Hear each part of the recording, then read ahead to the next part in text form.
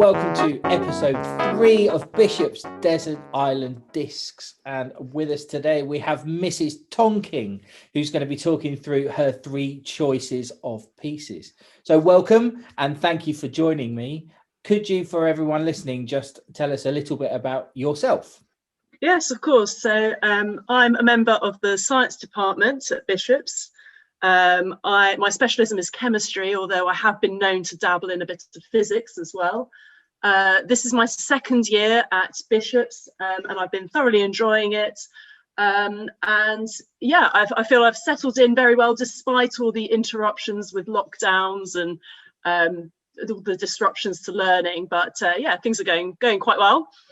Mrs. Tonkin and I were just talking about, before we started recording, we were talking about the interaction between staff and for new staff in particular, how difficult it's been. So it's great to talk to you, and let's have a talk about your pieces. So your first tune that you've chosen is Paranoid Android by Radiohead. So why is that your number 1 pick? Well, I think if I'd have only had to choose one, this would have been it. So for me, Paranoid Android and all of Radiohead songs, and particularly OK Computer, the album it came from, it just defines my teenage years. I think when you're a teenager, that's when music is the most important thing almost. It defines who you are. When you meet new people, one of the first questions that you ask them, or they ask you, is what bands are you into? What sort of music do you like? And getting into Radiohead was sort of a time when I was discovering who I was. I think prior to that, I was into indie music. I liked Blur and Pulp and Ash. They were pretty mainstream, I suppose. And I've actually got my French GCSE to thank for my love of Radiohead. It's my French exchange who had a very good taste in music and introduced me to bands like Radiohead and to Nirvana as well. And I just thought it was wonderful. It was just so different from what I've been listening to. It was really kind of, the themes in it were quite complex, and I just thought it was great. Just that kind of angry, sad music spoke to me. And the kind of weird themes that Radiohead choose as well. I just thought it was great. All of the band were avid readers of The Hitchhiker's Guide to the Galaxy, and this track is one of those many shout outs from Radiohead to those books. And to Marvin, the Paranoid Android. That's the one. Yeah. And it's we were talking to Mr. Enu last week, and he had a Radiohead tune as well. And it was I actually listened to the studio recording of this the other day, and it's nearly 15 minutes long. Johnny Greenwood, the guitar player, is actually on Hammond organ for the studio recording, and goes on a bit of a journey. But this we're going to listen to the radio edit today, which is only a mere 6 minutes long. But even in their interviews, they still talk quite a lot about how they knew it was going to be a lot to ask of the listener to listen to this 6-minute tune. But this is an amazing track. So we're going to start with Paranoid Android by Radiohead.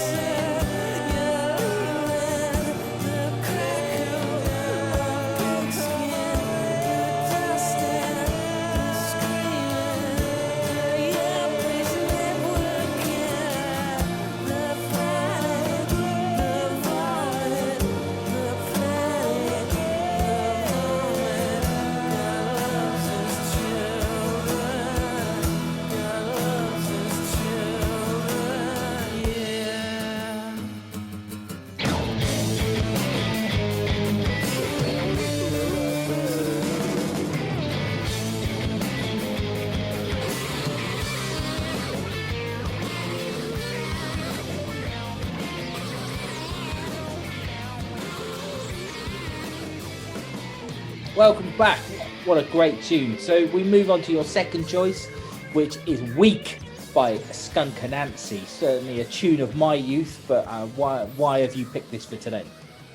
Well, I think this is just an amazing song. I can remember when I first listened to this, I was struck by the voice of the singer. It was just so powerful yet sweet at the same time. And I had this image of this really strong woman, and as a female, I kind of thought, yes, I identify with you. And it just, that kind of mixed message of being so sort of delicate and fragile, but yet I have no tears for you, and I'm strong, and I'm going to get over you, kind of thing. I thought it was just great. And at the time, the music that I liked, most of it was all male singers. There were a few sort of female bands like Sleeper and Elastica and Garbage, but none of them sort of got me, I guess, like this particular song. And I think what also struck me as well, I mean, at the time, maybe the young people of today don't appreciate this, but you'd hear a song, but you wouldn't see the artist. And I can remember going through a magazine and opening up this page and seeing an image of Skin, the lead singer, and it was that she was sort of had this snarling face, and she was black, this bald black woman. And I'd made this assumption that she was white. White singers sang, angry rock music. And I can remember feeling almost a bit ashamed that I'd made that assumption. And every time I listen to this, I have that reminder not to make assumptions, not to jump to conclusions.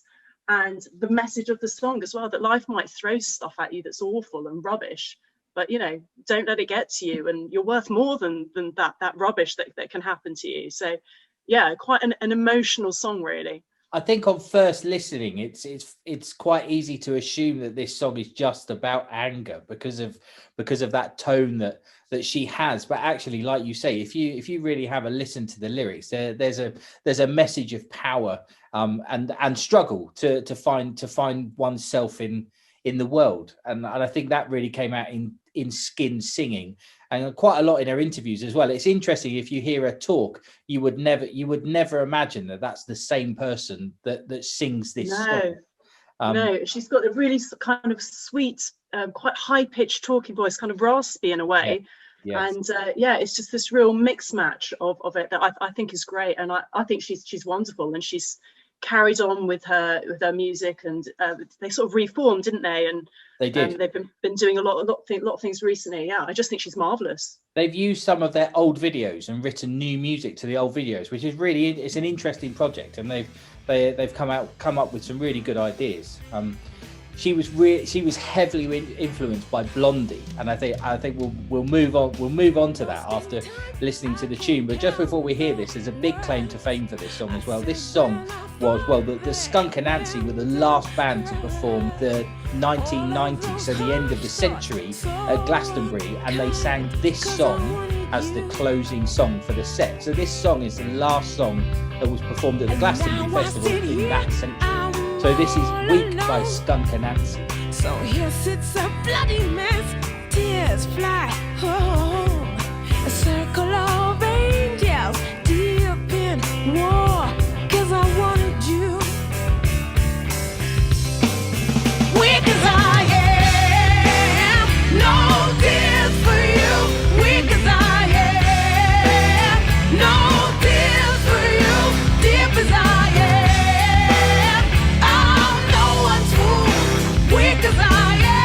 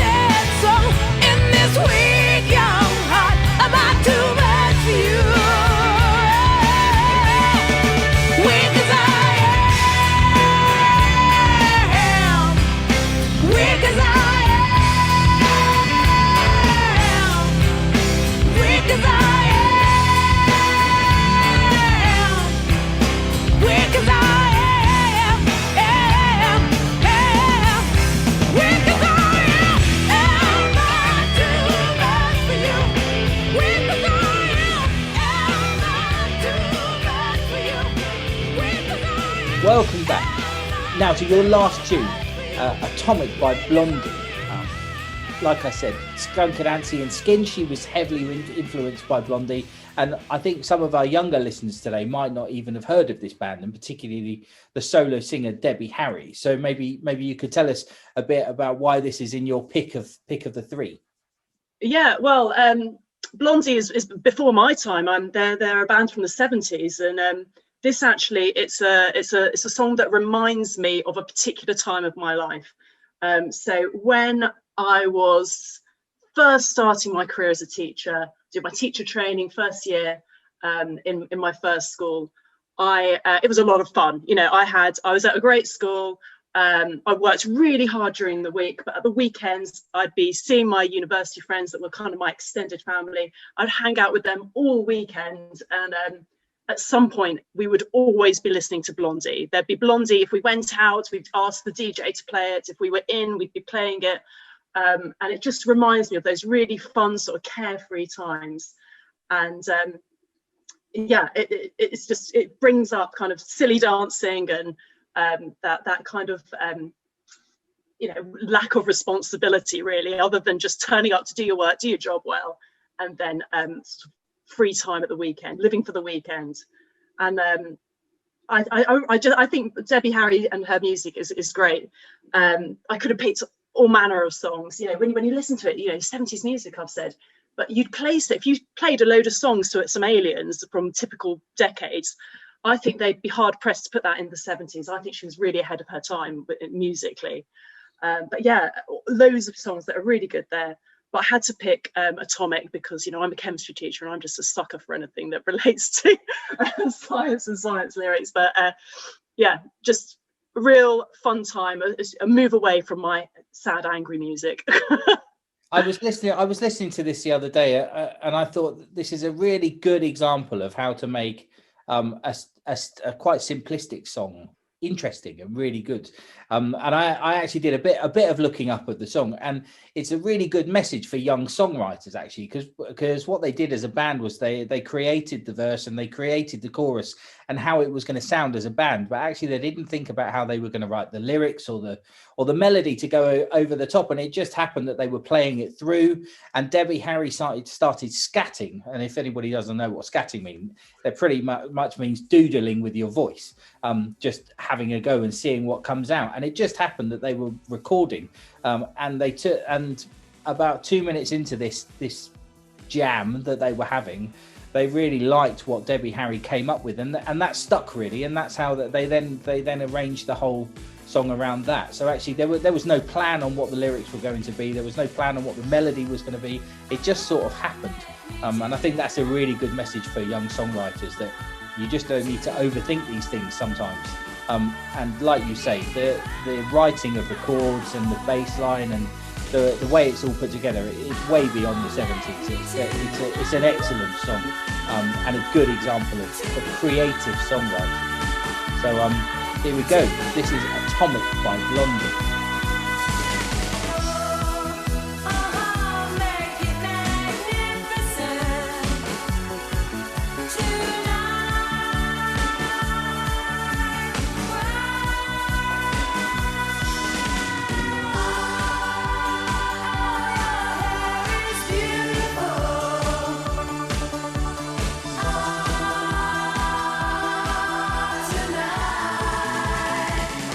Atomic.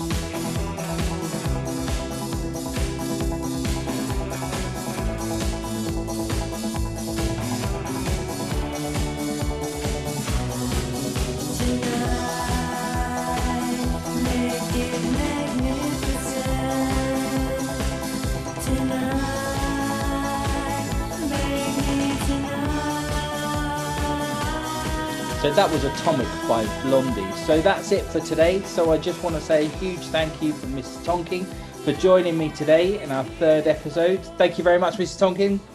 Well, thank you very much. It's been a pleasure. And thank you for joining us. And join me again next week for our 4th episode with another member of Star.